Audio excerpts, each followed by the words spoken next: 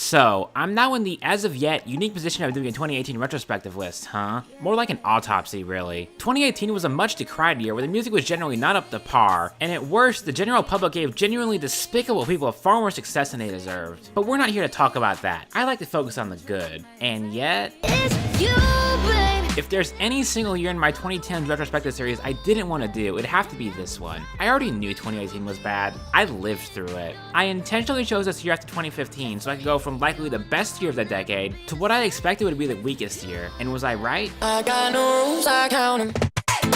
Well, yeah. I can name several songs off every other year-end list that are far and above any single song 2018 had to offer. And that's including the year-ends I haven't even dived deep into yet. And it's not even for a lack of quote-unquote enjoyable music. There were more songs than I expected this year that were alright. Not unpleasant, but I'd have a hard time calling more than a handful of them great. But okay, there was still good music here nevertheless, and I've made a commitment to cataloging it. So, same rules as ever. The only requirement is that the songs have the debut on the Billboard Year-End Hot 100 for 2018, which means that all of these songs are ineligible. Now then, the top 10 best hit songs of 2018. Number 10, Country. No, not that one. I'm one number away from calling you. I said I was there, that's better. Yeah, Luke Combs at number 10 again. Maybe that's going to be my other trend for this spot. Look out for this one at number 10 on my 2020 list. I do prefer this to Beer Never Broke My Heart though, for what it's worth. Though it's not a massive step up from the weakest song I've ever put on the best list either. Yeah, I'm not starting especially strong here, but I do like the song a fair bit all the same. Are you stuck in a red light with a Marlboro light on your lip? Mostly it's just how it sounds. Combs as a singer has always felt way more emotive than his contemporaries to me, and he really does pull a lot of weight here, with a very passionate delivery that's dynamic enough to fit the different moods of the song. Quiet and contemplative, desperate and overwrought, and everything in between. Easily the best moment of the song has to be when the last chorus really kicks in. Girl, I confess I lied when I said I'm leaving and not coming back. But I also really like the instrumentation. The twangy, more straightforward country sound in the verses, contrasted with the rock edge of the chorus. The wailing leads throughout the song, the synergy of the rhythm section. There's lots of little moments that pop out at me each time I listen to it. And the general sound and production quality hit the sweet spot of clean and rough for me as well. I do have one major problem with this song though, and it kind of sabotages the moody desperation the song was going for. There sure is a lot of presumption on Combs' part about what this girl wants. He broke up with her for one, and now he wants her back, but why would she want him back here? There's an underlying possessiveness to his attitude that does rub me the wrong way, especially how he seems to just want to hear her voice. There's no indication he wants her as a person back. Will you pick up when I call, or just forget? It is enough to undercut what could have been a better song for me, though it doesn't hurt the song enough to make it unenjoyable either. I can choose to see it as just a passionate song about love and regret if I want to, and to some extent I do feel like I'm reading too deep into the meaning here anyways. Plus, the way this song sounds is pretty much exactly how I'd want my mainstream country to sound, so yeah, keep it up, my man. Always seem to do good work.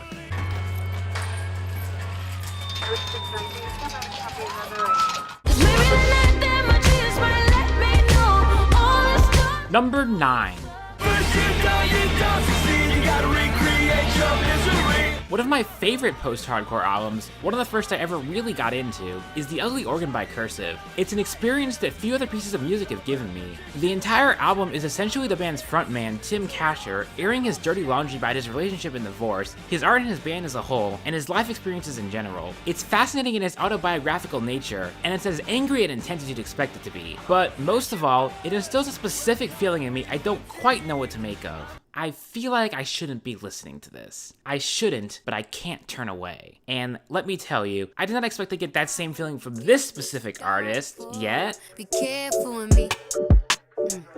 Do you know what you're doing? Cardi has said this song is not about Offset, and I believe her. It is absolutely 100% about a specific person though. There's no way something this detailed comes from nothing. If this is all a fabrication, then hell, she should quit her music job and go into writing. She'd make a fortune. What I really wanna see is the money. Oh wait, she's already a rich and famous rapper. Never mind then. You wanna creep and shit, poured out my whole heart to a piece of shit. What sells me on this is a combination of the writing and Cardi's delivery though. She goes in hard, with lots of anecdotes about how this guy messed around with her. Whether it be holding her to double standards and making her feel insecure. You got me looking in the mirror different, thinking I'm flawed because you inconsistent. Or any of the numerous mentions of him cheating on her. Living two lives, I could've did what you did to me to you a few times. This lust got you this fucked up in the head. You want some random bitch up in your bed. And it's delivered mostly in straightforward plain text, a focus more on the content than the poetry of the meter. Sure, there's some attempted rhymes and slant rhymes, but for the most part she's just airing a long list of grievances for the world to see, not holding anything back. Care for me, always say that you'll be there for me.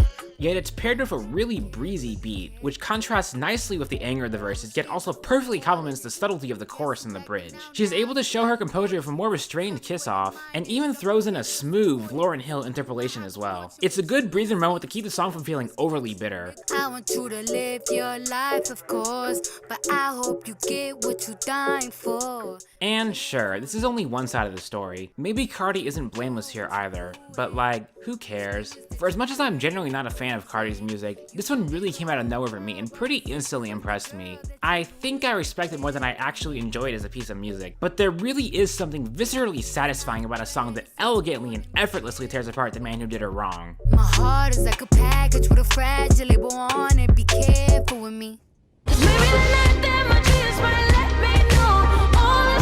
Number 8. Country! She wants to get married. No, still not that one. God! Everybody should say something, say something, say something.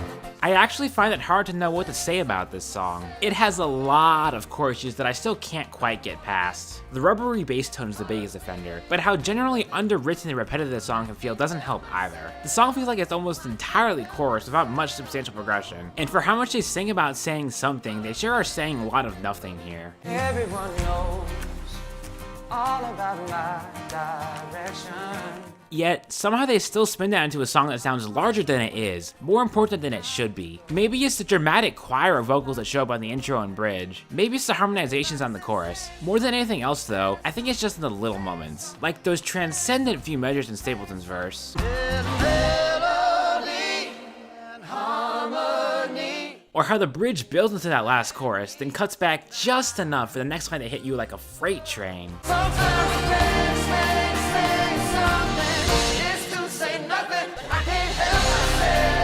I also really dig the way guitars are used throughout the song. The acoustic guitars creep into the mix every time the singers are being egged on to say something. The raucous voices of the masses who really only want their own opinions validated without being challenged. And all the while, there are touches of smooth lead guitars, often buried whenever those voices show up. Perhaps the dissenting thoughts Timberlake and Stapleton have that they're afraid to speak up on for fear of how the crowd will react. Thus they remain buried under the platitudes they're expected to regurgitate. Or maybe I'm just reading way too deeply into this.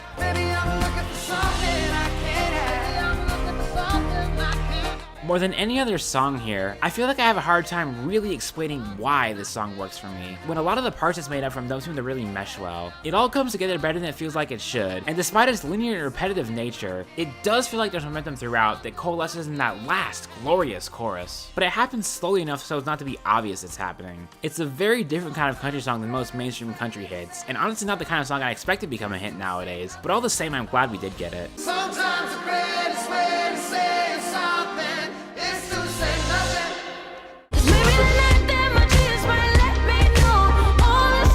Number 7.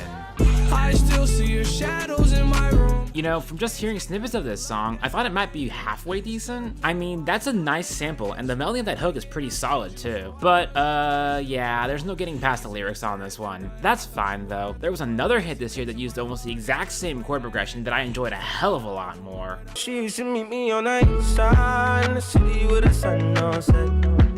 Like, I'm not crazy here, right? It's almost exactly the same, only the very last chord is different. The instrumentation itself was actually much more sparse though, to give way for a lot more focus on percussion, which, okay, there's no way around it. We can do anything if you put a mind to it. Why is that bass kick so damn loud? There was no reason for it to be that loud. It sounds awful. That's my only major gripe with this one though. 17, and we got a dream to have a family, a house, and everything in between. Anyways, as for the performers, having listened to both Khalid's latest album and House's latest album, I can say that this production is a natural fit for them both. And considering that both are, at their best, rather low-key performers, it's no real surprise this works as well as it does for both of them. And we can do anything if we put a mind to it. Take your whole life and you put a line through it. The one true strength of this song for me though, well, aside from how maddeningly catchy it is how just rhythmically interesting the vocal lines are. Seriously, practically every line stresses a different rhythmic pattern and it's just absolute ear candy to me. Like, listen to this bit.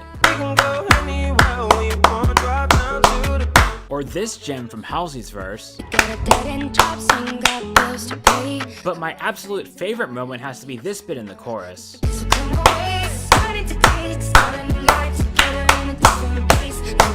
I'd say I have a particular affinity to rhythm, and God, this song is just so much fun to listen to because of how much rhythmic variety there is. When I was young, I fell in love. We used to hold hands, man, that was enough.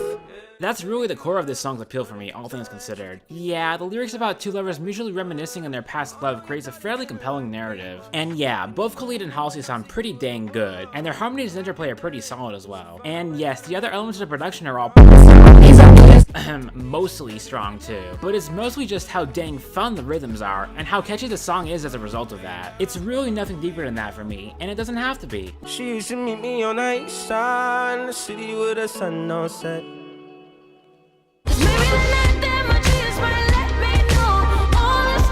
Number 6.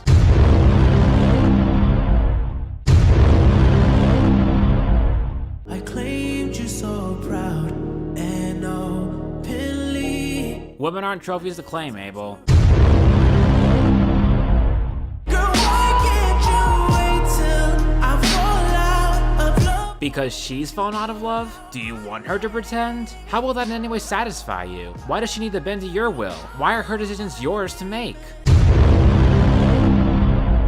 Guess I was just another pit stop till you made up your mind. This one's actually just really funny because it implies that, specifically, this woman, probably the most anonymous and most devoid of personality pop singer of the decade, actively manipulated The Weeknd for her own personal gain or comfort. Yeah, I'm sure, buddy. But falling for you was my mistake. See, this line frames the entire conversation as such that he fell for her, but she never loved him back, which is just not true. There's evidence supporting that it was, at least for some time, mutual. Don't lie to us, Abel. I almost cut a piece of myself for your life.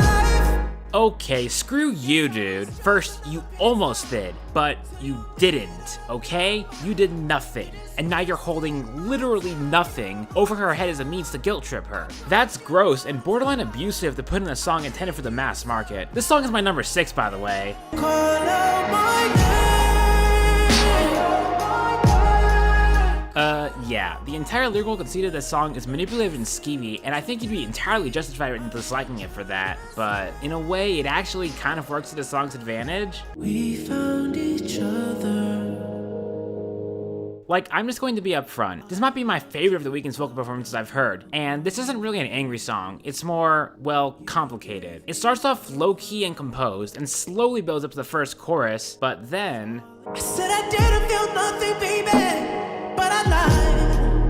He just absolutely loses it in the second verse. Complete and total desperation. That's really what this conveys more than anything. He knows there's not a chance on how this is going to convince her to come back, nor is it going to convince anyone else he's in the right. It's as bad of a Want You Back Girl song as most anything on Robin Thicke's Paula, except on purpose this time. Or at least, given The Weeknd's history, I choose to believe it is. It wouldn't really change my interpretation of the song, or my fondness for it, if it wasn't intentional though. You're on time. I brought you on time. And the building desperation of the second verse and pre-chorus coalesces in that one single moment, which, out of context, yes, it's overblown in the mix and ridiculously processed to the point of making him sound almost inhuman, yet, again, I feel like that's the point. It's more a primal scream of release than anything, and the backing vocals in the second chorus seem to support that notion as well.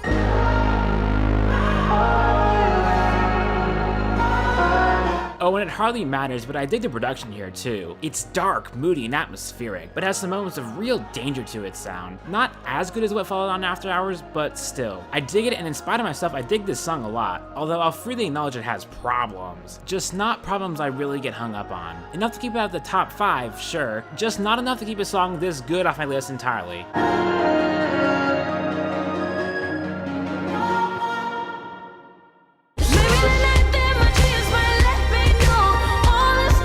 Number 5. So, I've never seen Black Panther. Oh, right, there were several songs from that soundtrack that made the year in, but you've seen the thumbnail. You should already know where this is going, so hit it. You won't pray for me, take my pain for me. Yeah, the weekend isn't quite over yet. Oh, and Kendrick is here too. I'm not going to pretend I'm particularly familiar with Kendrick's work since, you know, I'm not my genre and all, but I do think his verse does work well here. The content's a little vague and lacking in detail, but it gets the point across. Big fan of when the beat drops out this one bit. Who on the front lines at ground zero? Hero. My heart don't skip a beat even when hard times bumps the needle. And I appreciate the variety in his flows here. Continuing the same subject of rhythmically interesting vocal lines from earlier, there's this one bit I find really cool. Mass destruction and mass corruption, the souls of suffering men, touching them deaf ears again, rapture's coming. But overall, his verses, you know, pretty solid stuff. I'm always ready for a war again.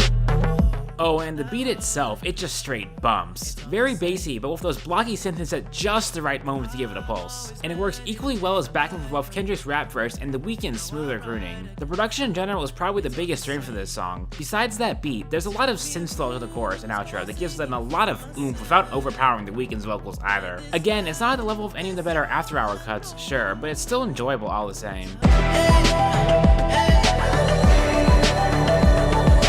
If there's anything about this I don't particularly love, it's that weirdly thin synth loop that plays in the bridge. Actually, the bridge in general. The whole thing is also weird and off-putting. Is that a thing for the movie? I refuse to look it up and find out myself, but I'd guess it probably is. The bridge overall just feels a bit cluttered with too many different elements that don't quite come together. As well, for as much swell as a production can have, it doesn't all quite hit hard enough or loud enough. And the ending is unsatisfying. The song just kicks back to the beat after what should be the climactic finale and fizzles out entirely. Just in case my fate go, I live by my own. This probably has more small cracks in it than any other song on this list, and I'll admit it's shrunk on me a little since I first drafted this list, but it's still a fun song at the end of the day, and one that's way easier to listen to and enjoy than a lot of the more situational songs on this list, both above and below it. Doubt I'll ever actually watch the movie though. I'm still not a movie person, y'all.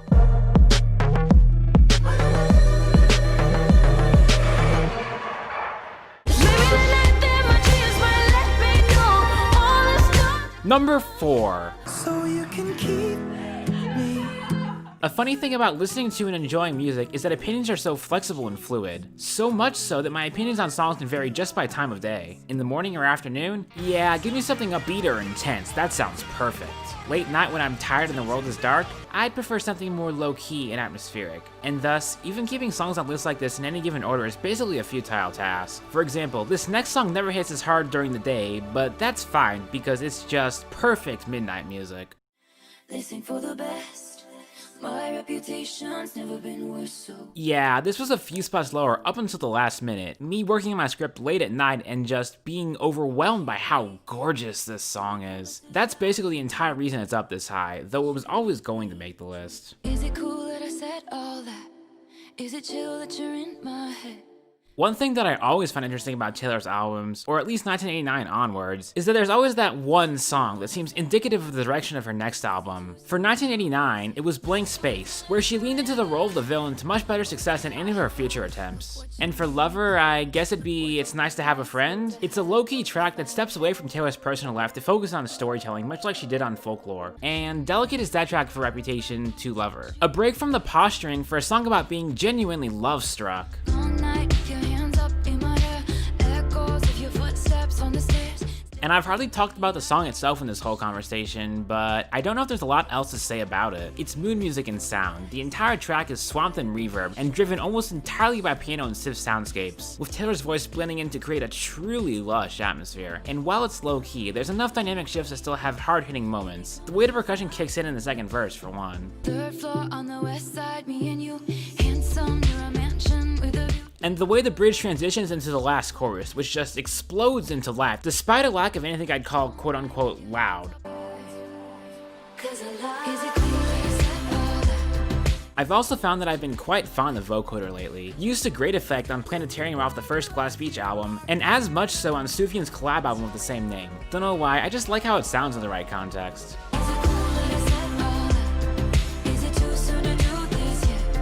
I think listening to this song really just tells you everything you need to know about it. It's straightforward in both sound and content, but sincere enough that I believe it way more than other songs I've heard off the same album. And it's just a joy to listen to when I'm in the right mood for it. Anyway, stream Cardigan, and Exile, and August 2 while we're at it. God, I'd love to put some folklore songs on my 2020 best list. Cause I know that it's delicate, isn't it? Delicate.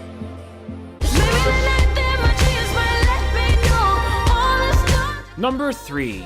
Country! Yes, that one. I'll wear my black suit, black tie out in the back.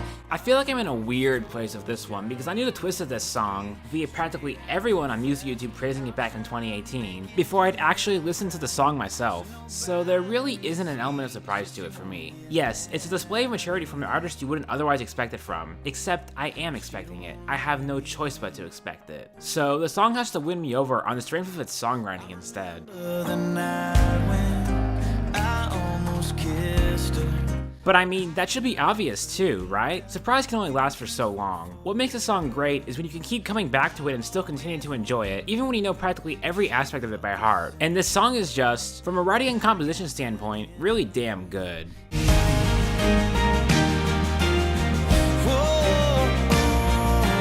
What this song does particularly well, as is often the case for me, is its momentum. The song picks up from a simple piano and guitar ballad through its first leg, adding percussion and an escalating mood throughout its second leg, and by the bridge it reaches its boiling point. So I wish her the best now.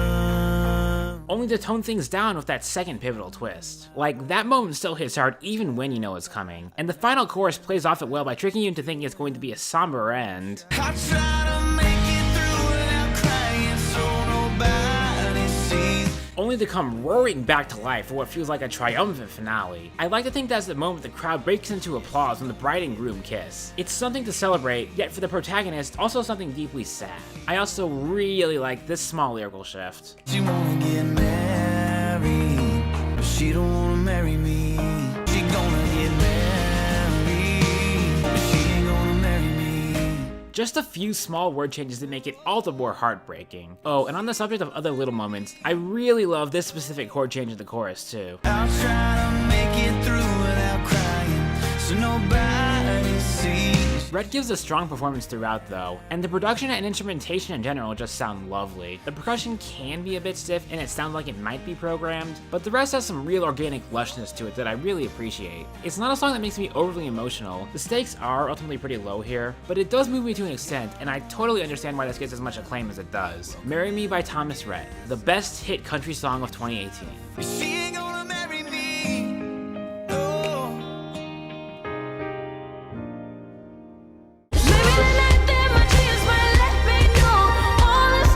Number 2.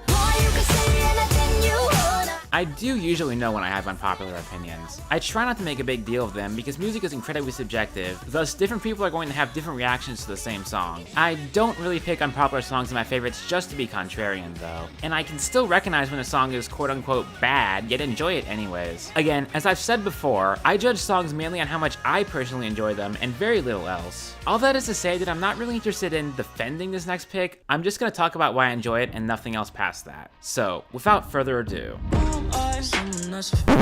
Nah, just kidding. I picked the completely harmless one. It's you, babe, and I'm a sucker for the way that you move, babe. Okay, let's address the elephant in the room real quick. Tastes like nicotine, heroin, morphine. Yes, her falsetto doesn't sound great and she probably shouldn't use it. I don't really think it sounds terrible though, either. And with the pre-chorus, there's something about it that all just clicks together. The way the production cuts back to just quiet chords accompanying her voice. And the way the percussion creeps back into the mix. It sounds good in its own right, and it makes the chorus hit with the impact of a train. So yeah, the pre-chorus is good. Weekend in LA when the lights are low. In fact, I don't really think any part of this is bad, so the verses are probably the least interesting. Apparently, the song was originally just straight up called Nicotine, and the verses are pretty loaded with cliche drug metaphors as a result. Probably a good call to rename it and shift the focus to the chorus, since the chorus is definitely the highlight of the song. What a killer chorus. Seriously, second best chorus of the year. Yes, even with the falsetto bits. And the moment that the backing vocals kick in the second half of the chorus just sends me, man. It's you, babe, and I'm a sucker for the way that you move, babe. The production in general really works for me too. Joining an atmospheric Simpson organ, pounding, thumping percussion. It's not especially striking in its own right, I suppose, but it has a vibe I dig, and it gives plenty of space for Camila to remain the focus. And yeah, she's not an amazing performer, but she's given some strong melodies to work with here, and she nails them when it really matters the most. Like, especially the transition from the bridge to the last chorus. I'm saying it's you, babe, and I'm a sucker for the way that you move, babe. I'm gonna say it. Best 2 seconds of pop music 2018. Phenomenal moment right there. If you don't get a rush listening to that transition, I don't know what to tell you, man. It's not like this song is anything exceptional in the grand scheme of things, just a good, solid pop song. But I will say it's definitely my favorite song of hers, and not by any small margin either. If she'd do stuff like this more, maybe everyone else would be unhappy about it, but I'd personally love to see more songs like this, rather than an endless stream of Havanas. Just by hitting you, I know I'll never, ever be the same. Stop. And as tempted as I was to put Never Be the Same at number 1, I really couldn't honestly do that. I could, however, put it above all these honorable mentions, like... I think there's elements of this one that do work for me. It's raw and ugly in a way that does have some appeal, but at the same time, it could have been a lot better executed than it is. This song has a very, very good sound, but it has exactly one sound that gets old fast. Really quick, that's all. Young blood, see you want me. The blockiness of the production hurts a solid chorus and some really good build up a hell of a lot. In fact, this is the second time I put this song on an honorable mention list. Perennially underwhelming, boys. Keep it up. Will you hold the line? The start of this makes me go, ooh. That's the price you pay. Then it builds up more and I go, ah. 'Cause you're a natural. Then the chorus kicks in and I go, oh no, God. Seriously, something about this chorus I find repulsive in a way I can't quite quantify. How long has this been going on? And now onto the honorable mentions that actually had even a ghost of a chance of making it onto the list proper. This song has a solid groove and a solid hook, but it's just a less good version of Attention, basically. And I don't understand juxtaposing this groove on their song about being caught cheating. Weird tonal dissonance there. If you're gonna break my heart, just break it.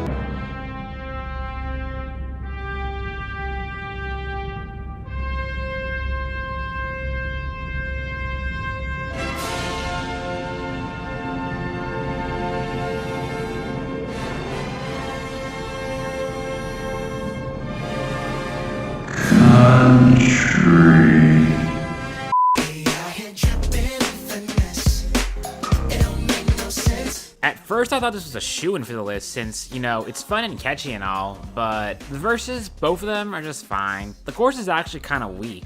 The New Jack Swing style doesn't do much for me, but I absolutely live for that pre-chorus.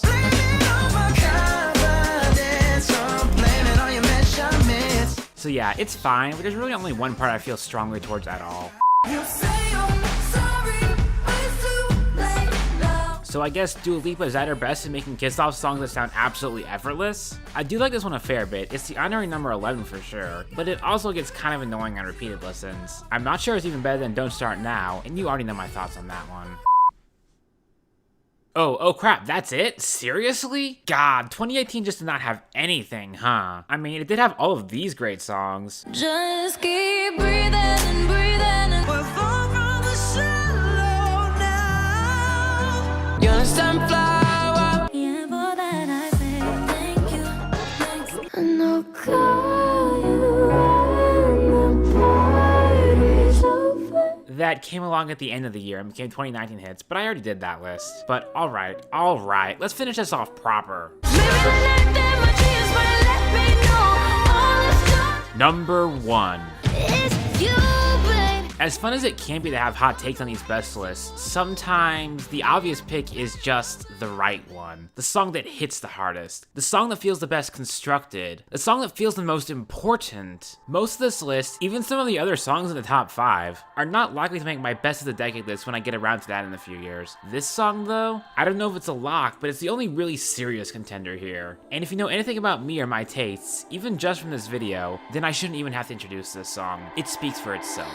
Right now, I'm in a state of mind. Where to even begin with this one? I guess at the start. The dreamy, lush intro that introduces the chorus before. I'm loving, I'm living, I'm picking it up, I'm picking it up, yeah, picking it up. Loving, I'm living, so we turn it up. The song kicks in proper with a bouncy and slick groove. It's like the sound of hope itself bursting through a fog of misery. And you know what? With how generally miserable most of 2018's hits were, even the good ones, mind you, I cannot tell you how much something this fun, upbeat, and optimistic stands out. Right now, I'm in a state of mind. Oh, and that killer chorus, it just soars. Like, okay, minor gripe. The chorus's secondary phrases do kind of deflate the momentum a little in a way I've never quite gotten past, but that's just about the only criticism I have against any part of this song here. I can see Ariana's personality here getting overbearing, but man, again, a lot of the best songs this year really could have been performed by anyone and been just as good or better. But No Tears Left to Cry is absolutely a song only Ariana could have made. They point out the colors in you, I see them too, and boy, I like them. And that extends beyond just the sound and style. While the song itself keeps the details vague, knowing the context of the song being caught between real-life tragedy and the PTSD that accompanied it, and her own personal struggles with anxiety, it's impossible to not see the song as Ariana rising above it all to look towards a brighter future. And while, yes, her personal tragedies weren't quite over, and her coping mechanisms may not have been especially healthy, it's really all about the moment in time this song exists in. Even when this random girl can't stop. What's funny to me is that I wasn't too hot on this one originally, but in hindsight, no. It's the obvious standout of the year and one of her best hits to date, even if I personally don't think it quite surpasses Breathe In. In 2018, a year that seemed content to stagnate and even regress at its worst points, No Tears Left to Cry was the only song that really seemed to be looking to the future, a monument to hope that will withstand the weathering of time, and easily the best hit song of 2018. Picking it up, loving, I'm living, so we turn it up. Yeah, we turning it up.